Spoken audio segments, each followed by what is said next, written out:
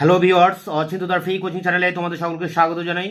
আজকের এই ভিডিওটিতে তোমরা যারা নেতাজি সুভাষ ওপেন ইউনিভার্সিটিতে পিজি এমএ কোর্সে ফার্স্ট ইয়ারে পড়ছো, তোমাদের যে ফোর্থ পেপারটি রয়েছে হিস্টোগ্রাফি, এই পেপারটির যে অ্যাসাইনমেন্টের অ্যান্সার 2023 বা 24 সেশনে সেই অ্যাসাইনমেন্টের অ্যান্সার নিয়ে আলোচনা করবো আজকের এই ভিডিওটিতে।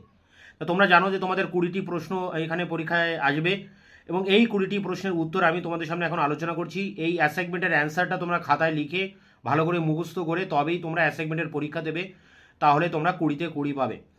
তো দেখো এখানে প্রথম প্রশ্ন, বিখ্যাত 17 খণ্ডের হিস্ট্রি অফ ফ্রান্স 1833 থেকে 67 কার লেখা?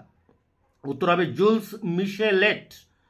পরেরটি দেখো, ইংল্যান্ডের সমাজতন্ত্রীরা, ইতিহাসবিদরা ইতিহাস কর্মশালা আন্দোলন কোন দশকে শুরু করেন? উত্তর হবে 1930-এর দশকে। 3 দাগের প্রশ্নটি দেখো, ডক্টর রমেশচন্দ্র মজুমদার কোন যুগের ভাস্কর্যকে আক্ষরিকভাবে ভারতীয় ও ধ্রুপদী বলেছিলেন? উত্তর হবে গুপ্ত যুগের ভাস্কর্য। এরপর 4 দাগের প্রশ্নটি দেখো, লুসিয়ান ফেবার, মার্ক ব্লক, ফার্নান্দ ব্রোদেল কে কোন ঐতিহাসিক গোষ্ঠীর প্রতিনিধি বলা হয়? উত্তর হবে অ্যানাল গোষ্ঠী। এরপরে দেখো 5 দাগের প্রশ্ন,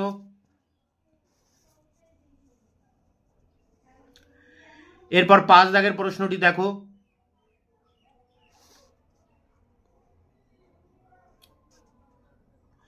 এরপরে 5 দাগের প্রশ্নটি দেখো, বিখ্যাত গ্রন্থ হোয়াট ইজ হিস্ট্রি কে রচনা করেন? উত্তর হবে E.H. কার। 6 দাগের প্রশ্ন, গিবনের কোন গ্রন্থে দ্বিতীয় খ্রিস্টাব্দ থেকে কনস্টান্টিনোপলের পতন 1453 পর্যন্ত এক ধারাবাহিক আখ্যান পাওয়া যায়? উত্তর হবে decline and fail of the Roman empire. এই গ্রন্থটা তোমাদের উত্তর হবে।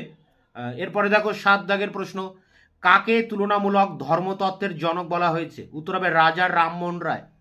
এরপর 8 দাগের প্রশ্ন দেখো, নিম্ন বর্গের ইতিহাস বা সাবাল্টান স্টাডিজ প্রথম কার সম্পাদনায় প্রকাশিত হয়েছিল? উত্তর হবে ঐতিহাসিক রঞ্জিত গুহ। এই রঞ্জিত গুহ তোমরা অপশান পাবে এবং এই রঞ্জিত গুহ অ্যান্সার হবে। পরেরটি দেখো 9 দাগে, মার্কিন ইতিহাসে এজ অফ কনসাসনেস নামক পর্বে মার্কিন জনমতের কোন আশ্চর্য মিল লক্ষ্য করা যায়?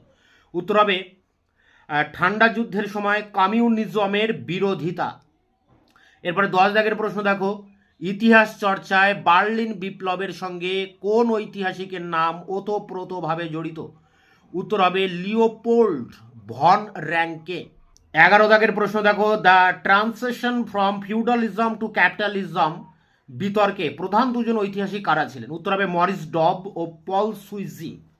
12 দাগের প্রশ্ন, the life of the John Bright জীবনী গ্রন্থ কে লিখেছেন? ট্রাভেলিয়ান। পরেরটি দেখো 13 দাগের প্রশ্ন, বিখ্যাত গ্রন্থ রাইস অফ দ্য মারাঠা পাওয়ার কার রচনা? উত্তর হবে মহাদেব গোবিন্দ রানাডে। 14 দাগের প্রশ্ন দেখো, দ্বাদশ শতকে কলহনের কোন গ্রন্থকে ঐতিহাসিক রচনা বলে বলা যেতে পারে? উত্তর হবে রাজ তরঙ্গিনীকে। এরপরে প্রশ্নটি দেখো, অর্থাৎ 15 দাগে, ভিকোর বিখ্যাত গ্রন্থটির নাম কি? ভিকোর বিখ্যাত গ্রন্থের নাম নিউ সায়েন্স।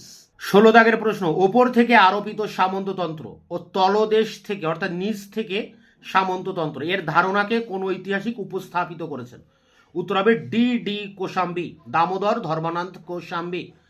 পরে 17 দাগের প্রশ্ন দেখো, বঙ্কিমচন্দ্রের কোন উপন্যাসের পশ্চাৎপটে 76-এর মন্বন্তর ছিল? তো উত্তরটি হবে আনন্দ মঠ। এরপরে 18 দাগের প্রশ্ন দেখো, ফিউডাল সোসাইটি কার সুবিখ্যাত রচনা? উত্তর হবে মার্ক ব্লক। 19 দাগের প্রশ্ন দেখো, কার্ল মার্কস ইতিহাসের যে তত্ত্ব উপস্থাপনা করেছেন তাকে কি বলা হয়? উত্তর হবে ঐতিহাসিক বস্তুবাদ। এবার দেখো শেষ প্রশ্ন, অর্থাৎ 20 দাগের প্রশ্ন, ফার্নান্দ ব্রোদেল কোন গ্রন্থ ইতিহাস রচনার ধারায় আলোড়ন সৃষ্টি করে? উত্তর হবে the Mediterranean and the Mediterranean world in the age of Philip one. তো এটাই তোমাদের অ্যান্সারে অপশান পাবে, এটাই উত্তর করবে। তো এই ছিল 20টি প্রশ্ন ফোর্থ পেপারে, তোমাদের 20টি প্রশ্নের যে অ্যাসাইনমেন্টের কোশ্চেন অ্যান্সার সেটি আমি তোমাদের সামনে তুলে ধরলাম। তোমাদের আর অন্যান্য পেপারগুলি অর্থাৎ সেকেন্ড, থার্ড এবং ফার্স্ট পেপারের অ্যাসাইনমেন্টের উত্তর আমি ইতিমধ্যে আমার চ্যানেলে আপলোড করে দিয়েছি, তার লিঙ্ক দেওয়া থাকবে ভিডিও ডেসক্রিপশন বক্সে, তোমরা ভিডিওগুলো দেখে নিও। অর্থাৎ তোমাদের 4টি পেপারেরই অ্যাসাইনমেন্টের উত্তর কিন্তু আমি চ্যানেলে ইতিমধ্যে আপলোড করে দিয়েছি। তাই তোমরা অবশ্যই চ্যানেলকে সাবস্ক্রাইব করে রাখবে, বন্ধুদের কাছে শেয়ার করবে, নিজেদের মতামত জানাবে কমেন্ট সেকশনে কমেন্ট করে, এবং ভিডিওটি ভালো লাগলে অবশ্যই একটা লাইক করবে।